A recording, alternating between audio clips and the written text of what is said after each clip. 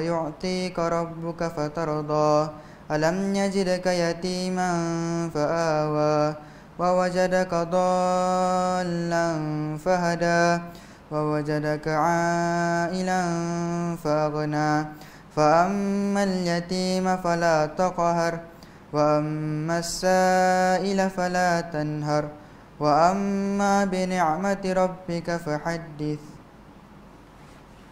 الله أكبر.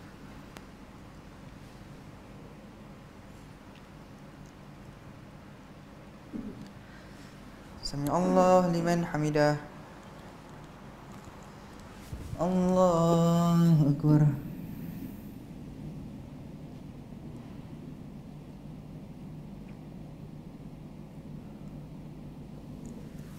Allahu Akbar.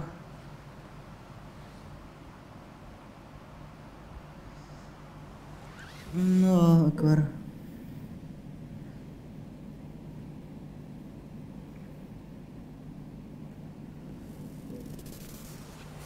Allahu Akbar.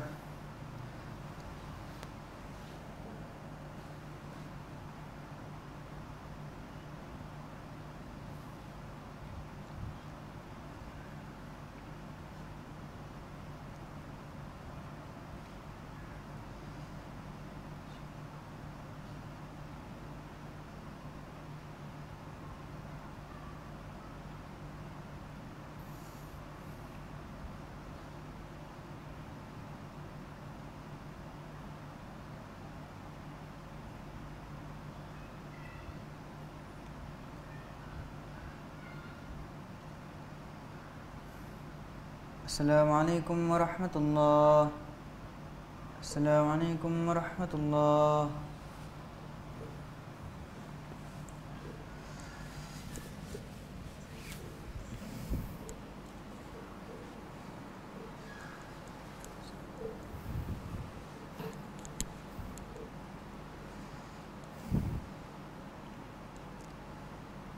Allahu Akbar.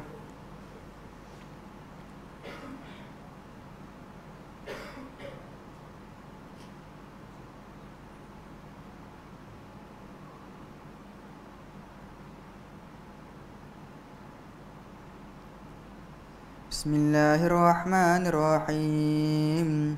Alhamdulillahi rabbil alamin. Ar-Rahmanir-Rahim. Maliki yaumiddin. Iyyaka na'budu wa iyyaka nasta'in. Ihdinas siratal mustaqim. Siratal ladzina an'amta 'alaihim ghairil maghdubi 'alaihim waladdallin.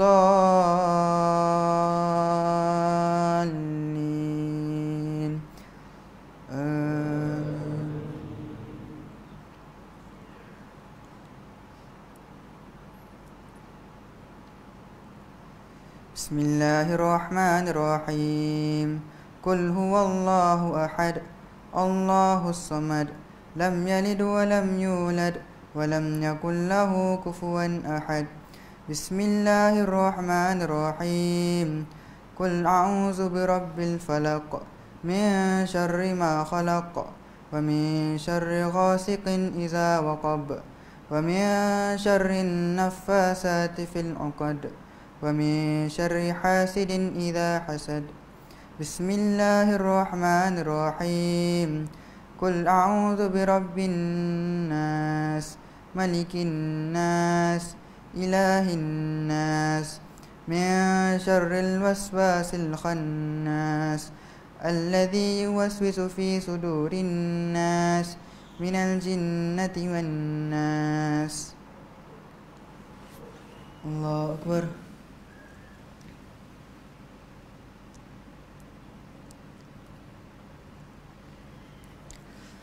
Sami Allah liman hamidah. Allahu Akbar.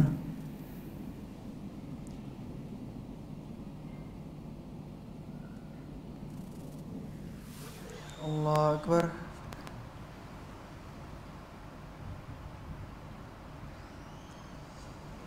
Allahu Akbar.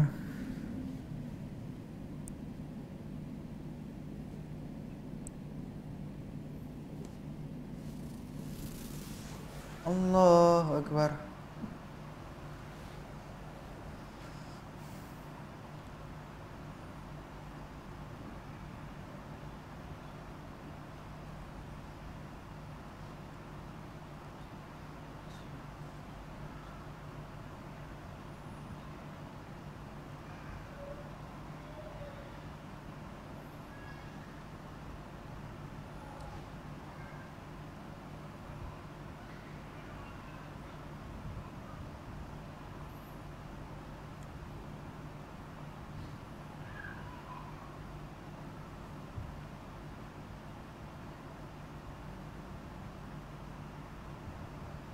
Assalamualaikum warahmatullah.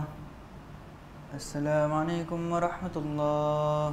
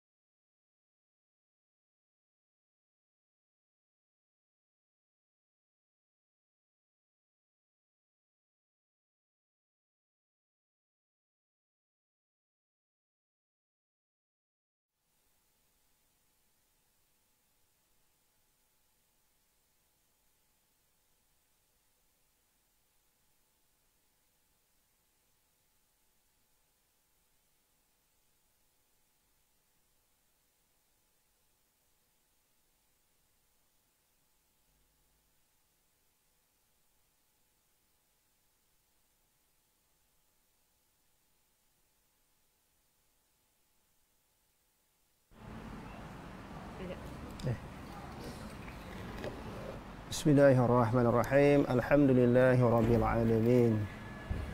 Wassalatu wassalamu ala asyrafil anbiya'i wal mursalin wa ala alihi wa ashabihi ajma'in.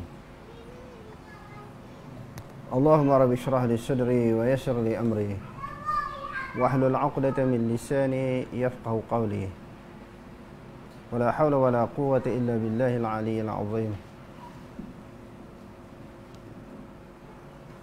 Allahumma la sahla illa ma ja'altahu sahla wa anta taj'alul huzna in syi'ta sahla. Rabbi yassir wa la tu'assir wa atmim bil khair. Amma ba'd.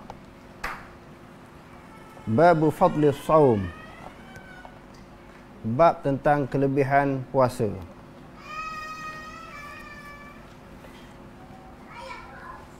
Jadi semua ibadat-ibadat yang kita lakukan dia ada fadilat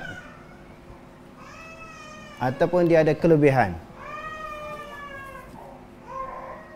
Fadilat dan kelebihan ini tidak lain dan tidak bukan untuk menceritakan targhib, bagi menggalakkan hamba-hamba Allah Subhanahu wa taala, orang yang beriman ini melakukan sesuatu ibadat. Di dalam Al-Quran dan juga di dalam hadis Nabi sallallahu alaihi wasallam ada ayat-ayat Quran dan juga ada hadis-hadis Nabi yang berbentuk targhib, menggalakkan sesuatu ibadat. Bila buat sesuatu ibadat, pahala dia begian. Yang keduanya dipanggil tarhib, menakutkan. Bila melakukan sesuatu dosa, maksiat, kemungkaran, apa balasannya? Sebagai satu ancaman untuk menakutkan orang yang beriman kepada Allah Subhanahu wa taala supaya tidak melakukan perkara yang dilarang oleh Allah. Bila Allah Subhanahu wa taala membuat tawaran kepada orang yang beriman kepada Allah Subhanahu wa taala supaya bersegera menuju syurga. Lalu Allah Taala ceritakan tentang apa nikmat syurga. Bila Allah Subhanahu wa taala memberi ancaman tentang azab ataupun siksaan api neraka, datangnya ayat-ayat Quran tentang bahayanya neraka, sengsaranya seseorang yang dibenamkan di dalam api neraka. Ya Allah Ta'ala sebut dalam Al-Quran, walahum azabun syadid walahum azabun alim. Bagi mereka azab yang bersangatan, azab yang pedih, azab yang besar. Fama asbarahum 'alan nar. Alangkah tahannya mereka, sabarnya mereka berada di dalam api neraka. Allah Ta'ala perli. Kesimpulannya, ayat-ayat Quran yang pertama kita kena faham dan juga hadis Nabi ada yang berbentuk galakkan. Bila buat sesuatu ibadat, pahala dia begini. Ganjarannya begini. Begitu juga dalam hadis. Man shalla ala janazatin farahu qiratun. Barang siapa yang menunaikan sembahyang jenazah, pahalanya 1 qirat. Kalau dia mengikut sampai ke kubur, dalam hadis kata, sampai ke kubur, dia menguruskan jenazah, lahu qiratani, maknanya 2 qirat. Yang kedua, selain daripada ibadat dia ada fadilat dan kelebihan, yang kedua kita kena faham di sini, sesuatu kelebihan itu tidak boleh lari, tak boleh elak, mesti di atas jalan wahyu.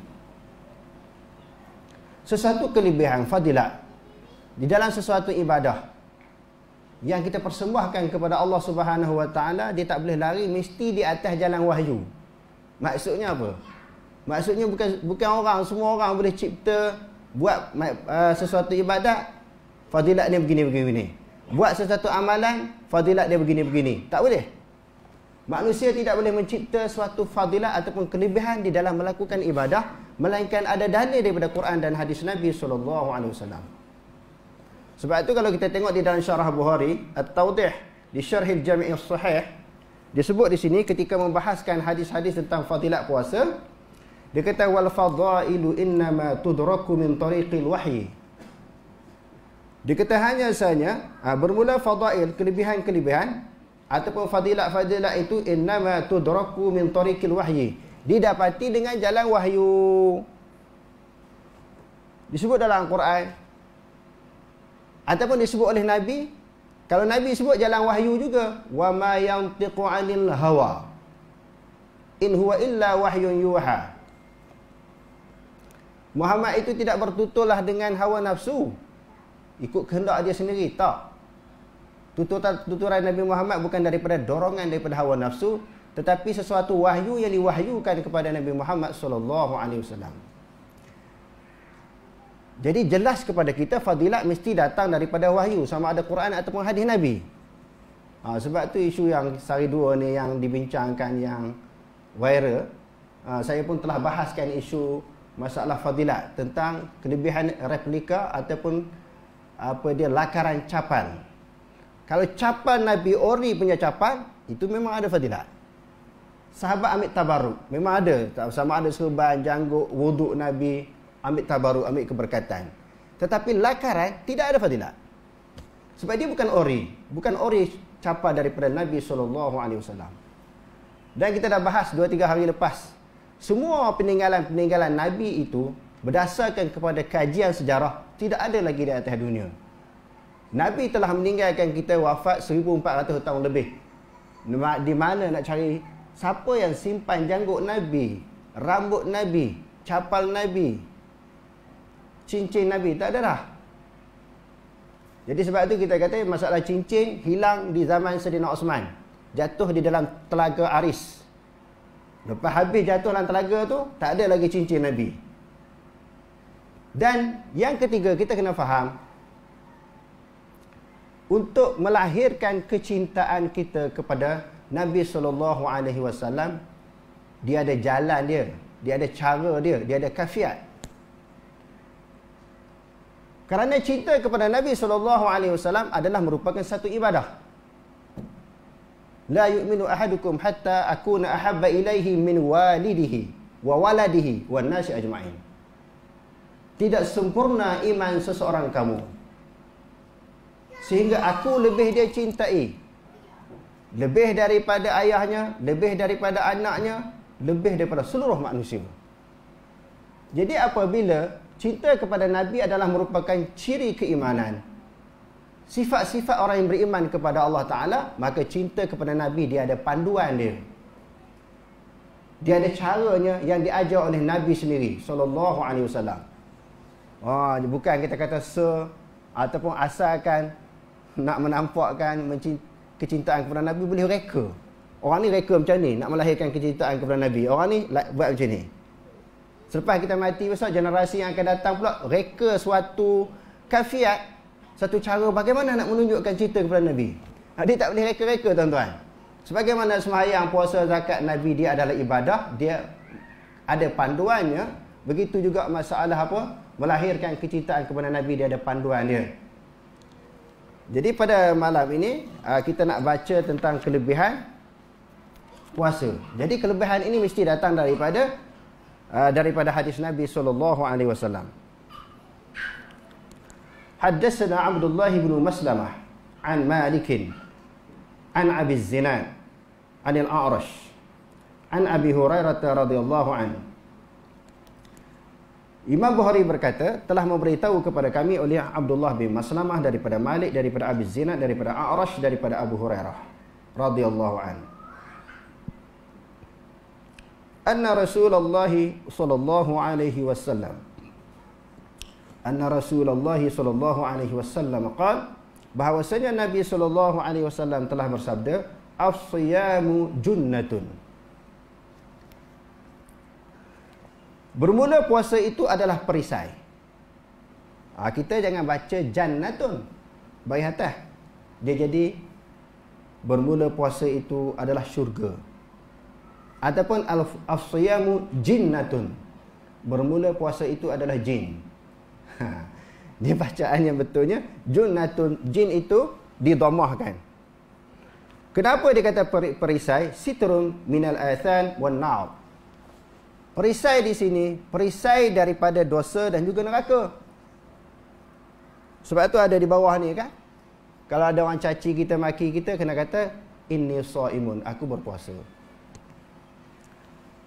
Jadi walaupun bukan semua orang mengaji hadis ni, hadis yang berkaitan dengan masalah puasa itu adalah perisai.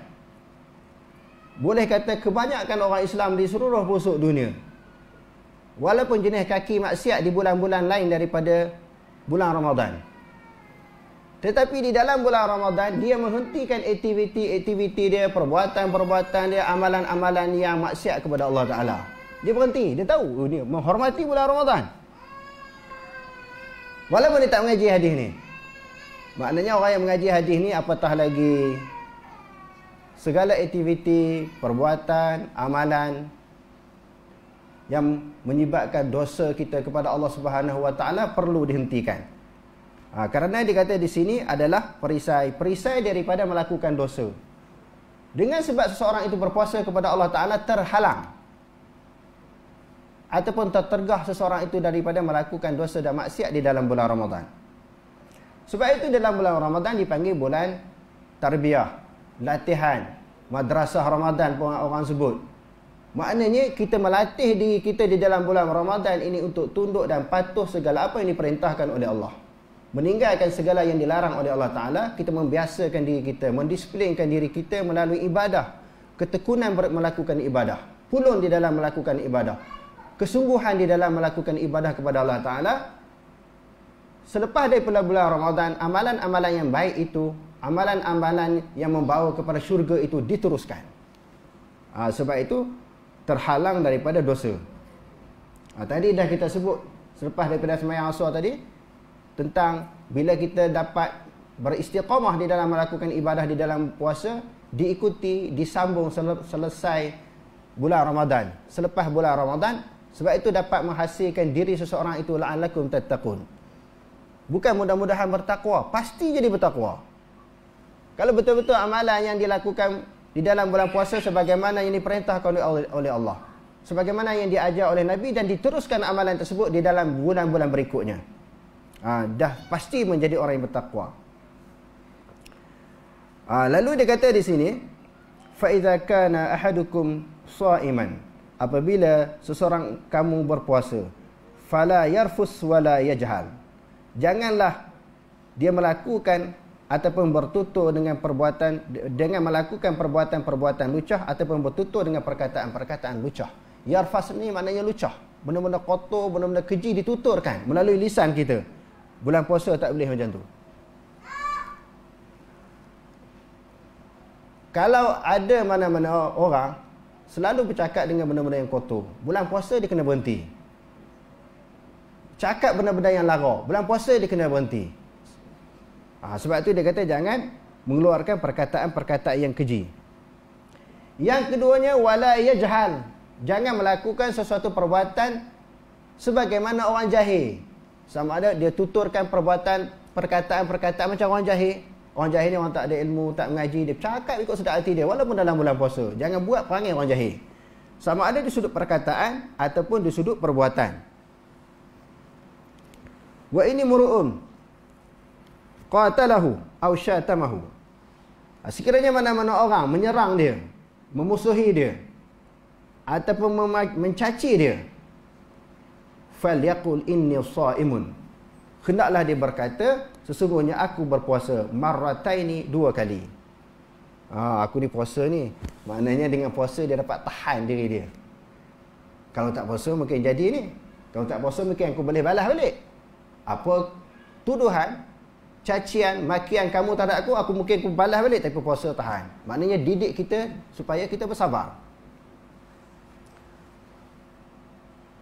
Sebab itu, walaupun kita telah menahan lapar dan dahaga daripada selepas daripada subuh. Selepas subuh itu maknanya masuk waktu subuh, terhentinya waktu sahur. Tak boleh makan sahur dah. Dan bermulalah masa kita berlapar dan berdahaga. Dekat-dekat nak buka puasa, tinggal seminit lagi nak buka puasa. Hari ni buka puasa 7 berapa? 7.26. Betul? 24. Kenapa kita tak berani makan 7.23? Seminitnya. Cincai lah, lebih kurang seminit je, apa masalahnya? Takkan Allah Ta'ala tak boleh tolak ansur. Sabar, kita tak makan walaupun seminit. Maknanya puasa juga menguji supaya kita sabar. Kalau sekiranya tinggal seminit lagi pun kita tak boleh makan kerana sabar menuruti perintah dan arahan Allah Subhanahu Wa Taala, begitu juga kita kena tahan diri kita sabar apabila ada mana-mana orang memusuhi kita, mencaci, menghina dan sebagainya. Sebab sabar itu, para ulama menyebut dia terbahagi kepada tiga perkara. Pertamanya, sabar di dalam melakukan ibadat kepada Allah. Maknanya bila kita sedang melakukan ibadat pada Allah Ta'ala ni, jangan cepat-cepat nak berhenti melakukan ibadat. Tengah baca Quran, kena rasa asyik, kena rasa seronok. Sembahyang tarawih, jangan cepat-cepat nak berhenti. Kalau tak sabar, sembahyang lebih kurang. Itu ada, sebab itu ada yang dalam dunia ni 23 rakaat 7 minit. Tahun ni tak tahu kedengaran ataupun tidak lagi. 23 rakaat 7 minit dia boleh selesaikan. Nak cepat pun habis. Maknanya kena sabar di dalam melakukan ibadat kepada Allah. Yang kedua, para ulama kata sabar di dalam berhenti daripada melakukan maksiat.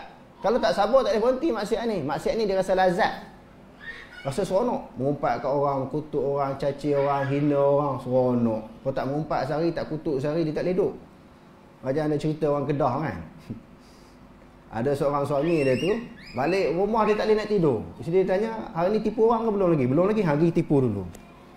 Pergi kelentong orang dulu. Lepas tu, bila dia kelentong orang, dia rasa puas hati, balik baru boleh tidur. Ada jenis orang macam tu. Selagi dia tak buat satu kesalahan, dia rasa tak tenang, dia rasa tak selesa. Nak berhenti daripada melakukan maksiat ini kena sabar. Yang ketiga, para ulama kata sabar di dalam berhadapan dengan ujian-ujian yang didatangkan oleh Allah. Semua orang Allah Ta'ala akan datangkan ujian. وَلَنَبْلُوَنَّكُمْ بِشَيْءٍ, demi sesungguhnya kami akan mendatangkan kamu dengan sesuatu ujian. Semua orang akan kena ujian, sama ada besar ataupun kecil, berdasarkan kepada tahap kemampuan dan keimanan masing-masing. Tak boleh lari, semua orang akan kena ujian.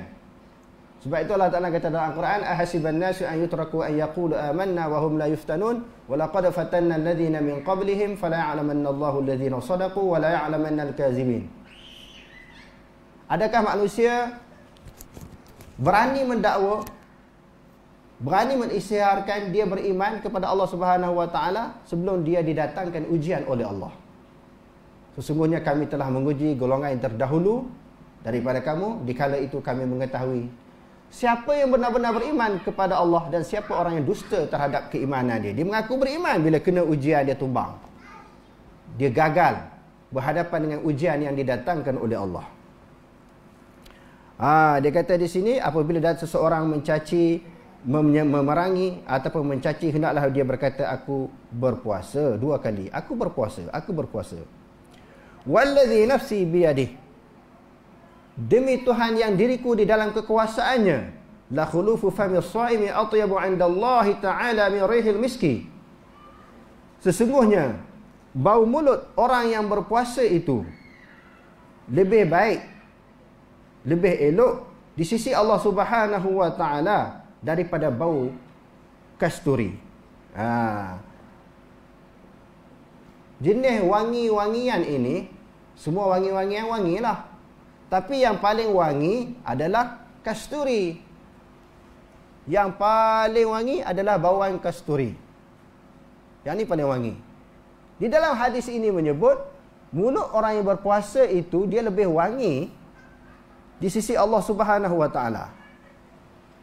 Oleh kerana itu, berdasarkan kepada hadis ini, sebahagian daripada ulama-ulama Syafi'i, bahkan sebahagian besar daripada pandangan ulama-ulama mazhab Syafi'i, bahawa makruh gosok gigi sebelum tergelincir matahari.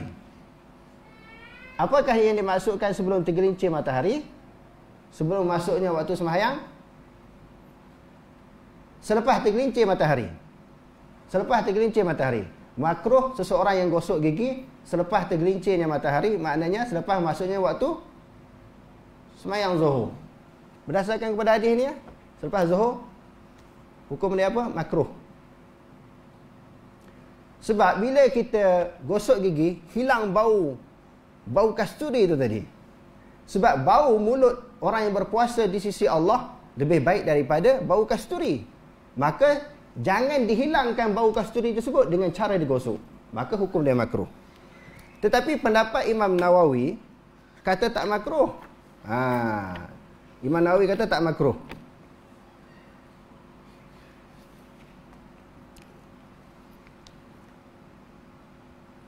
Okey, dia kata di sini tentang masalah sugi. Disunatkan bersugi. Kecuali tidak sunat bersugi lepas gelincir matahari. Di dalam kitab Idaman Penuntut, muka surat 13. Kecuali tidak sunat bersugi selepas gelincir matahari. Maknanya gelincir matahari selepas masuk waktu zuhur. Itu tak sunat. Kalau gosok gigi, makruh.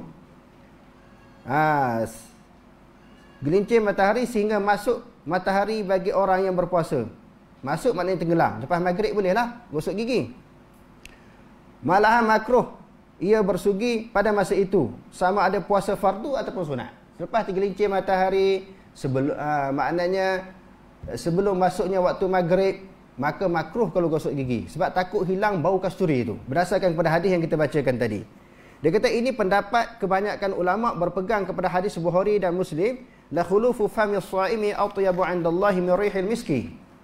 Artinya bahawa bau mulut orang yang berpuasa lebih wangi di sisi Allah daripada bau minyak wangi yang bernama kasturi.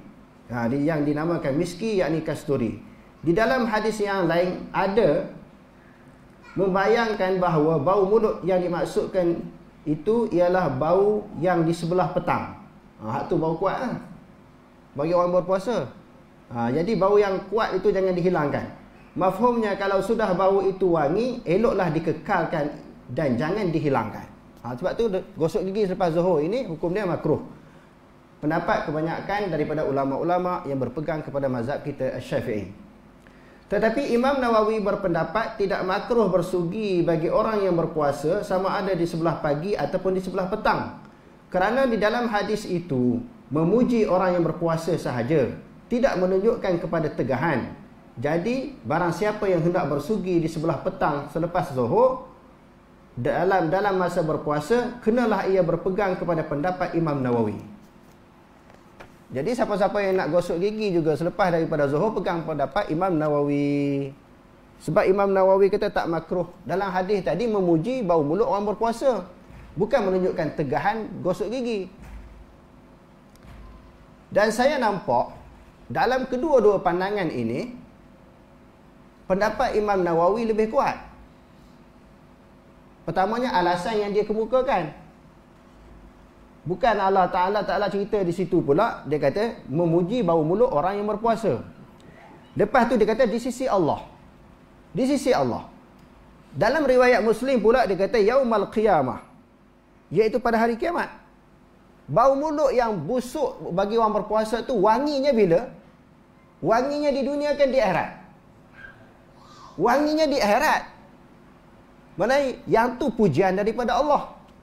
Adapun di dunia tetap bau busuk, bukan kasturi. Mulut orang yang berpuasa ni memang apabila dia meninggalkan makan, dia meninggalkan minum, bau mulut dia kuat berbau. Lepas tu pula dia tak gosok gigi pula, sebab alasan berpuasa tadi. Lagi kuat bau. Jadi Imam Nawawi kata nak gosok gigi boleh. Imam Nawawi juga tahu hadis ini, dia pun baca hadis ini. Tetapi dia faham hadis itu bukan sebagaimana yang difahami oleh sebahagian ulama. Sebab apa saya kata tadi, pendapat Imam Nawawi ini lebih kuat? Kerana ada hadis yang sahih di dalam Bukhari dan Muslim. An Anas bin Malik radhiyallahu anhu, ra'aitu Rasulullah sallallahu alaihi wasallam yastaqu wa huwa sha'imun. Anas kata, aku sendiri melihat Rasulullah sallallahu alaihi wasallam gosok gigi ketika dia berpuasa di siang hari, dan aku tidak boleh mengira banyak mana dia gosok. Banyak kali sangat Rasulullah gosok. La usi wa la a'udu, aku tidak boleh mengira, tak boleh nak bilang, tak boleh nak kira berapa banyak kali Rasulullah gosok gigi di siang hari pada ketika dia berpuasa. Sebab tu saya kata pendapat Imam Nawawi ini lebih kuat. Ala kulli hal, hadirin sekalian, nak ikut pendapat mana terpulang. Nak kata makruh pun boleh, ada alasan. Ada alasan kebanyakan pegangan ulama Syafi'i, ataupun dia nak kata tak makruh, itu pegangan Imam Nawawi sendiri. Dan disokong oleh hadis-hadis yang kuat.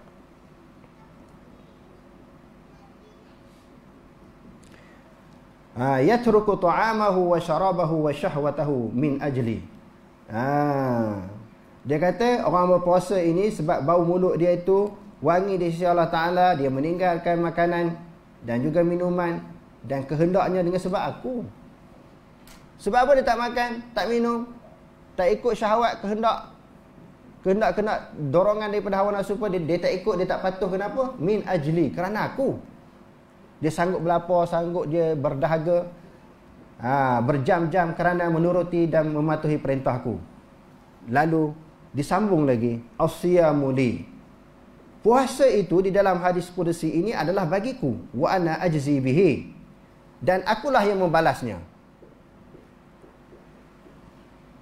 Adakah amalan-amalan yang lain, ibadat-ibadat yang lain bukanlah Ta'ala yang balas? Seperti sembahyang, zakat, haji, selawat, baca Quran, bersedekah, siapa balas pahalanya? Allah. Semua Allah Ta'ala balas segala kebaikan yang dilakukan oleh manusia. Kenapa dalam hadis ini dikata ana ajzi bihi? Akulah yang membalasnya. Sebab apa? Puasa itu bagiku dan aku yang membalas. Sebenarnya bila diidafatkan puasa itu bagiku li tasyrif, nak menceritakan bagaimana mulianya orang yang berpuasa. Puasa itu mulia, orang yang berpuasa itu juga memperolehi kemuliaan di sisi Allah. Macam disebahkan pada naqatullahi lakum. Naqatullah, ini unta Allah. Nak ceritanya unta mujizat Nabi Saleh. Ini dinisbahkan kepada Allah untuk memuliakan unta tersebut. Baitullah, rumah Allah. Bukanlah Ta'ala duduk di situ. Nak menceritakan kemuliaan. Sesuatu perkara, sesuatu benda yang dinisbahkan kepada Allah. Puasa dinisbahkan kepada Allah Ta'ala, aku yang balas. Sedangkan semua ibadat Allah Ta'ala yang balas. Pertamanya nak cerita di sini sebagaimana yang dibahaskan oleh para ulama, itu kemuliaan orang yang berpuasa. Dan yang kedua, puasa ini dapat mengelakkan daripada perasaan riak. Dia boleh kawal diri daripada timbulnya perasaan riak. Riak ni maknanya nak tunjuk kepada orang. Sebab kalau seseorang itu sembahyang, dia ada ruang untuk timbulkan perasaan riak. Bila sembahyang sembahyang banyak contohnya, tunduk bangkit kan. Bila orang tengok kita sembahyang ni, kita pun rasa seronok orang duk perhati aku sembahyang ni. Lalu kita buat comel lah sembahyang kita, elok Tadi kita takbir ikut dannya. Tengok ramai mata duk tengok, lalu dia sembahyang pun cantik je. Boleh timbulnya perasaan riak bila kita sembahyang. Begitu juga orang yang bagi duit, derma ke zakat ke, bila keluar duit dia, bila orang tengok lagi dia bagi banyak. Sebab apa? Orang duk tengok dia buat baik. Tetapi seseorang yang berpuasa, siapa tahu dia buat ibadat? Antara dia dengan Allah. Sebab itu puasa lebih hampir kepada keikhlasan.